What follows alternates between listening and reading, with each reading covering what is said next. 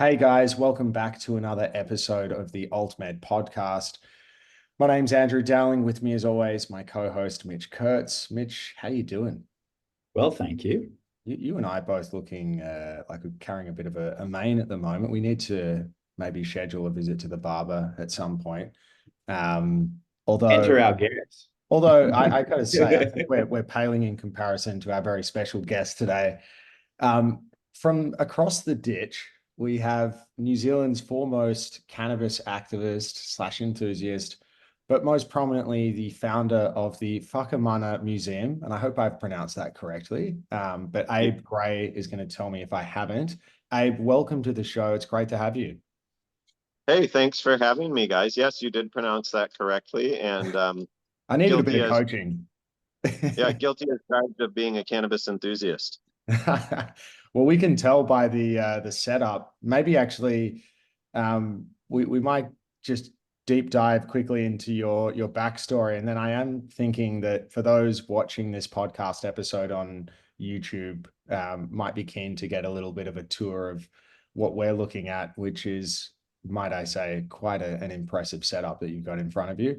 But yeah, tell us a little bit about the story of Abe Gray. How did you come to cannabis? How did you come from the States to New Zealand? We want to hear it. So I got interested in cannabis activism. I was actually just a teenager trying to get better weed, and there was a cool head shop in my town of Minneapolis with big dreadlocked hippies, and I was like, man, they look like they have the real good stuff. So I fought hard and applied for a job there and got hired. And little did I know they were like acid taking Grateful Dead heads. So it was a bit more than I bargained for. But You needless ended to up say, just basically running it within the first week, I'm guessing. well, I was exposed to counterculture, literature, and politics. Right. And that's where I first read The Emperor Wears No Clothes by Jack Herrera, and how I understood that, all of the stigma and political lies was a contrived thing. And I realized, oh, that seems to happen in politics as a whole. And it radicalized me. At that time, New Zealand had just elected the first Rastafarian member of parliament in the world who was an open cannabis user and a member of parliament. And he rode a skateboard and had big dreadlocks. And I thought, man, New Zealand is the place for me. So I immigrated. Unfortunately, the election in 2002, there was a late surge for the Christian centrist party. They sort of undid the progress on cannabis that was being made in New Zealand at that time. So New Zealand was about to legalize cannabis in 2002, but they didn't. And it just happened to be when I arrived to go to university and study botany. Wow. And then all these years later, New Zealanders go to the polls again, and the Christians narrowly defeat that cannabis legalization project again. Was that experiencing it for a second time? Did that feel as bad as it did the first time? Did it feel worse? Well, New Zealand was marketed, to me as like a hippie utopia from overseas. Lord of the Rings was all the rage. And it was genuinely about to legalize cannabis.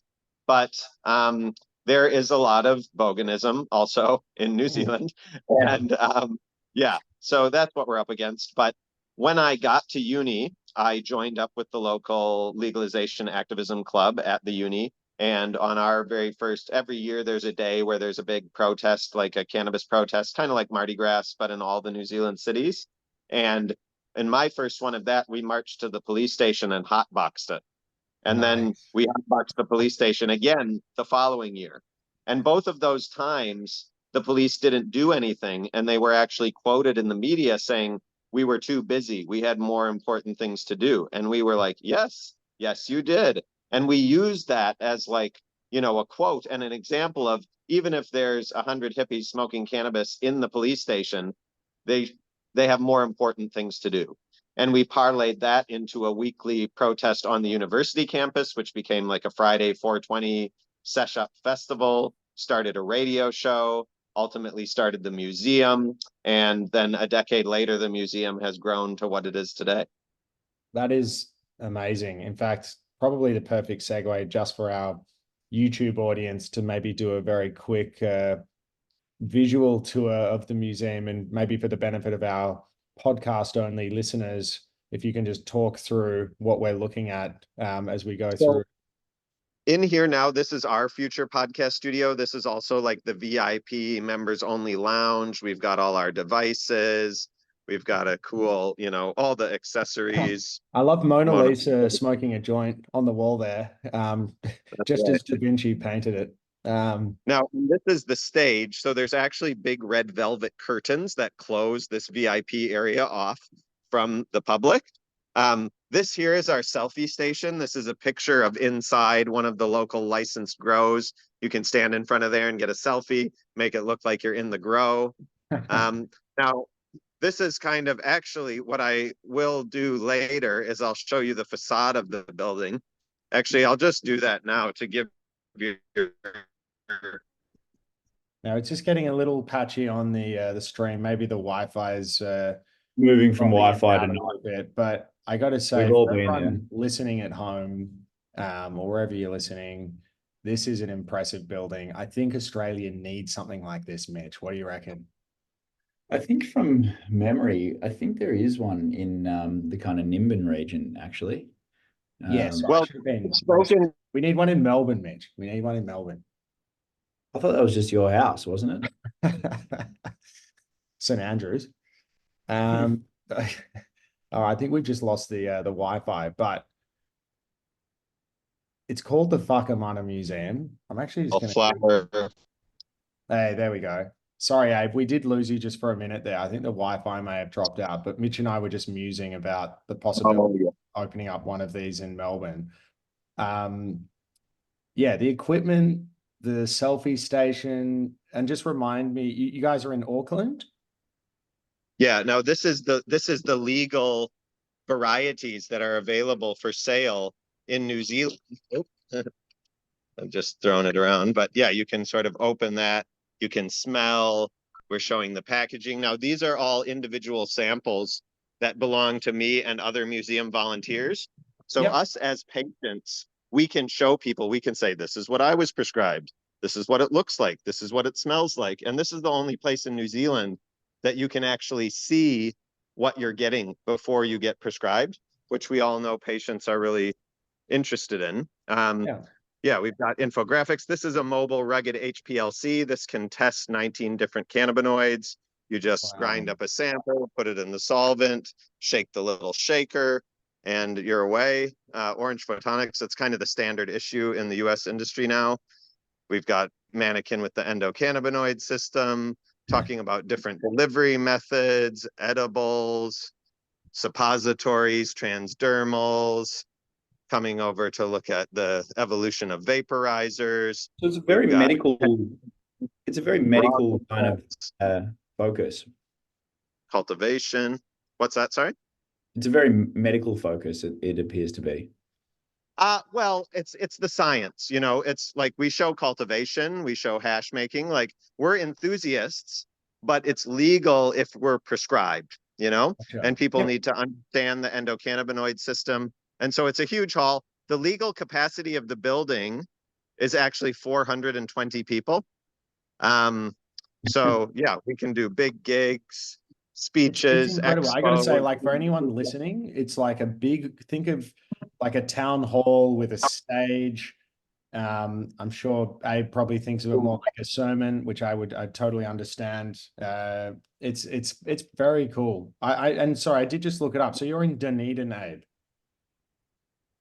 I was in Dunedin. We were founded in Dunedin, and the museum existed for 7 years in Dunedin. And then just before, in 2019, we moved to Christchurch. Basically, we started in a flat. Then it became so popular that we had to go to a commercial building, and we added accommodation and a cafe and a members only consumption lounge and a shop. Then it became so popular that we moved to a bigger city, to Christchurch. Nice. And we got a flagship heritage property in Christchurch, but we needed $1 million to turn it into this kind of thing. And we did like a Kickstarter. Here we have, it's called Pledge Me. And we only were able to get $215,000 pledged, which wasn't enough. So we didn't go ahead with that project. And that was 2 months before COVID. So if we had been holding the bag on $1 million tourist facility, we would have been royally screwed. So that was a blessing in disguise, not completing that. But what we've always lacked is a sort of, in our industry, if only there was a fast moving consumer good that people sort of budgeted for weekly, we could never sell that. And there were competing clubs in New Zealand in the past that openly sold cannabis to random members of the public, and they got busted and shut down and went to jail. And we never did that. Once COVID sort of blew over here, it was apparent that the THC flower product approvals were just around the corner. And so it made sense for us to understand how that was going to work and wait for that to relaunch so that we could incorporate legal cannabis sales. Nice. Okay. No, yeah. Wow. The journey of the museum. I'm keen to just hear a little bit about I guess your sense now about where New Zealand's at, because we see that the scene over there, the medical scene, is actually growing. It was a slightly slower start maybe than was expected, but it seems to be really hitting its straps now. We know there's some movement, both sides of the Tasman. There's some New Zealand players happening in Australia, and conversely, Australian companies going into New Zealand. How would you describe the state of I guess the medical cannabis market in New Zealand at the moment? Well, in the last 2 weeks, it's really taken off since we opened. Oh, right. But prior to that, you basically had a whole bunch of corporate sort of verticals helmed by people who knew nothing about cannabis. They knew about making money, or they knew about pharmaceuticals, but none of them were cannabis users or cannabis enthusiasts themselves. And if they were, they had been in that corporate world so long that they forgot they were. Yes. And so we had a lot of narratives about selling CBD to soccer moms, digging $20 and $50 million holes in the balance sheet with no viable product and no customers. It's like for a product that didn't exist yet and customers that didn't even know they wanted it. Now, in New Zealand, ever since 2002, when we didn't legalize it, and even before then, why the Christians were able to come up the middle and demand not legalizing it, despite all the evidence, is because New Zealand has used cannabis as a political wedge issue for decades. Now, whereas previously, like where I'm from in America, gender, race, guns, all those things were used to sort of pit people against each other. But in New Zealand, it was such a close-knit community. When I arrived in the early 2000s, everybody knew each other. You couldn't stir people up with racism or guns or, homophobia. It just didn't wash. But cannabis was still a social taboo wedge issue tool that was just used over and over and over. Every election, there was another drug scare, usually involving cannabis. And so it's only like the stigma and taboo of cannabis is wound so much more tightly in New Zealand that when they started to roll out the medicalization, the corporate suits, like their reputations were so tied up in having had to pretend to be anti-cannabis for so long, they had to create this whole other world of CBD for soccer moms. And it's like, that's a great story. And it really helped PR-wise in New Zealand, like of getting our mainstream media get their heads around the issue and kind of walk back those intense positions that they had previously taken. But it wasn't a real market.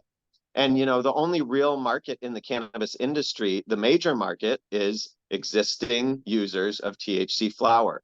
And so it wasn't until those product classes that were relevant to the majority of consumers came on, which was only 2 years ago here, because they were delaying and delaying and delaying the regulators. The first stuff here had to be approved as a tea. I don't know if you know about that whole issue. So that it was only recently that medical cannabis became relevant, and all of these companies were still too scared to even try to get a flower product approved, let alone a THC product. And it was only people like MedLeaf and Nubu, the importers, that really pushed it over the line.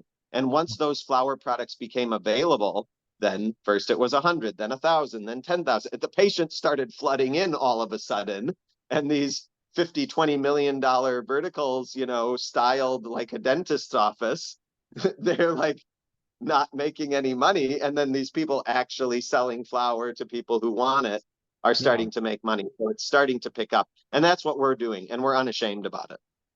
That's awesome. Like even the guys that we had, the guys from Rua Bioscience on the show. Big shout out to Panapa and Poru. They were great, and like they're serving their community. Like there's some really exciting companies that have taken over that space from the the CBD only strictly. Yeah, it's actually really exciting to see, and I really hope that we actually see more New Zealand products available in Australia. Like I think New Zealand has always been known for producing high quality goods. So, across every sector that I can think of. So to be very welcome in everywhere in the world. Yeah, well, we can't get any New Zealand grown cannabis into our market. So yeah, the only people consuming New Zealand grown licensed medical cannabis flower are Australians. Right. How do you find the New Zealand grown generally compare? Well, not that you would have tried it, but compared to Allegedly, yes. allegedly. Where would you rank the quality being grown in New Zealand in a medical framework, on a world scale? Oh, I mean, New Zealand is known for its like advanced horticultural technology. New Zealand is, responsible for inventing major breakthroughs in, protected horticulture. That's what cannabis is. But this taboo about it in the corporate world has held us back. I mean, if we had legalized 20 years ago, we would actually be selling the robots to California, blah, blah, blah, like we do for apples and kiwi fruit. So yeah, the growers are out there, but the strains keep getting seized and killed, and they're this milieu of the black market. Everybody's exposed to scallywags. It's like, yeah, it's tough going, but they're out there just like anywhere, And I mean, the genetics, like people have been importing fresh genetics continuously for years. So, there's a lot of talk of like New Zealand strains or land races, but the jury's still out on all that, I would say. Yeah. Very interesting. I kind of, though, it is so funny to me to think that sort of conservative approach in politics has in at least at the most recent referendum had the narrow victory in quashing legalization for now. I always think of New Zealand as a more progressive country than Australia. As you said at the outset, it's kind of, you moved there because it's this hippie wonderland. Do you think if a referendum were to be held in the next couple of years, or if somebody should get elected to parliament, do you think even in the time that has passed since that referendum, there is an appetite to change, given that maybe more and more Kiwis are being prescribed medical cannabis? Well, definitely. I mean, look, it was like 0.5% loss, and like they included people who didn't fill out the form correctly as voting no. So it was even closer than that. Wow. But the perverse reality is actually the referendum was kind of prohibition by stealth. It was like a political victory optics wise, because yay, we legalized. But if you read all 163 pages of the proposed legislation, it was second class citizen status like you've never seen. The potency was capped at 15%. Places like licensed consumption and sales places had to close at 6 p.m. only one license was allowed per municipality, and it had to be competitively bid by nonprofit organizations. So, I mean, it was all very, woke in terms of harm reduction and public health, but it would have never worked. And what we have now with cannabis as a medicine, it's a right, not a privilege. There is no second class citizen status. It's like anywhere that, as directed, that it's required, you can administer it. We can, I don't know what it's like in Australia, but in New Zealand law, any device used to deliver medical cannabis becomes legally classified as a medical device. Medical devices are explicitly not included on vape-free, smoke-free laws. So we are allowed to vape medical cannabis inside, in the movie theater, anywhere. It's the same legal status as an asthma inhaler here. And so we can display neon cannabis signs like the one behind me, on street frontages. There's no special licenses. There's no hour limitations. There's no potency cap. So the only thing that's missing with our medical system now is you are going to be allowed to grow 2 plants at home, two bloody plants. So, I mean, yeah, great. Okay, we should do that. It should be legalized. But if all we're missing is 2 plants, and what we got was no potency cap, no licensing, neon signs, less communication restrictions, it's legalized. Now it's up to the individuals to go and get their own use, sanctioned. But we can do a lot. And what the referendum was about was, do you want cannabis to be controlled? And the Christians said, no, we don't want cannabis to be controlled. So that's their choice. Yeah, that is a very, very interesting and I think correct interpretation of the result. It's also, it kind of occurred to me while you were describing that it may actually have had that unintended effect of, now that it didn't get up, people see more and more people taking much higher quantities of, say, a THC dried flower as directed and prescribed by their doctor. You're kind of eliminating the possibility of ever going back to the framework that was proposed under that referendum. I think if it happens from here, it just won't even be close to that, because the toothpaste is we out. would never accept those conditions. Not like, if they're saying legalization now, it's got to be better than what we already have. Yeah. So, when our new right-wing government here says we won't be changing the settings on cannabis anytime soon, I say, great. Yeah. Would you have a joint with Christopher Luxon if the opportunity presented itself? Oh, 100%. I mean, I'd probably have to show him how to do it, but we're here to educate. Yeah. Sorry, that's the PM of New Zealand, by the way. This flower wand device, we would teach him that vaping is healthier. Yeah. Yeah. I think you probably have a better shot at getting Jacinda Ardern to have one now that she's out of the game. But another one.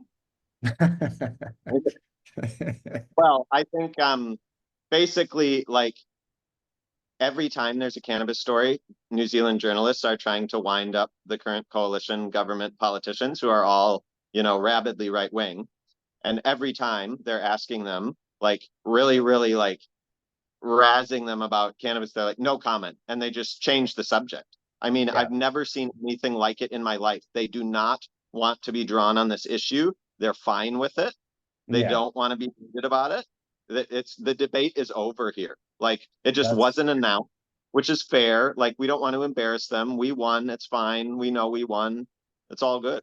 That is so funny. You get creative as a journo, Look, I want to talk to you about cannabis legalization. No, I don't want to talk about that. Okay, well, let me ask you about infrastructure. We've talked about the budget and actually just on cannabis legalization, can you give a view? Now, it's just like I see this in Australia, politicians shirking at having to even address it. I think the inevitable is coming.